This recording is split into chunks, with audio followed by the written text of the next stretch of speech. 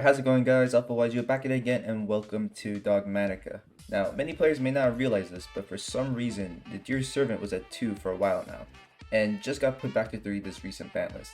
Dogmatika was the hot new engine to be played alongside a variety of other strategies on the release, but has slowly been phased out of the picture. But now I think this is a great chance to show off what pure Dogmatika can do, and let me tell you, these cards are actually quite scary. And of course, before we get into it, this list is purely a foundation guide on how you can build your list. Nothing I say is ever set in stone, but with that, let's get right into it. First, we are on 3 Yugioh, 3 Maximus, and 2 Fleur-de-Lis. Yugioh is basically our archetypal searcher, and Fleur-de-Lis is disruption. As for Maximus, do not use him early in your turn.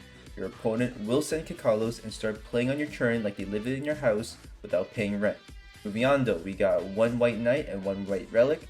These cards are extremely cool since they form one of our win conditions, which is the extra deck rip.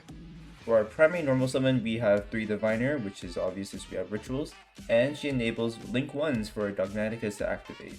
Next up, we got some non-engine, 3 Ash and 3 Crow, and as we enter spells, we got the 1 Called by the Grave, and of course 3 Nadir Servant, fresh off the list, and a plus 300 every time it resolves. We also have 1 copy of the Dogmatika Ritual and 2 copies of the other Dogmatika Ritual, and I refuse to try and pronounce these, you can't make me. Next up, we have 3 pre-prep because our Dogmatika Rituals are able to be searched, and 1 upstart because none of the pot cards really fit the bill with what this deck needs, and I was on 39. There is like a random argument to play the 1 of Avarice instead, but I don't want to get roasted. To finish off our spells though, we have 3 Chalice. Moving on to traps, we have 3 Punishment, obviously very powerful. 3 Rivalry because even if it shuts off Diviner, the Dogmatika engine alone is quite capable under it.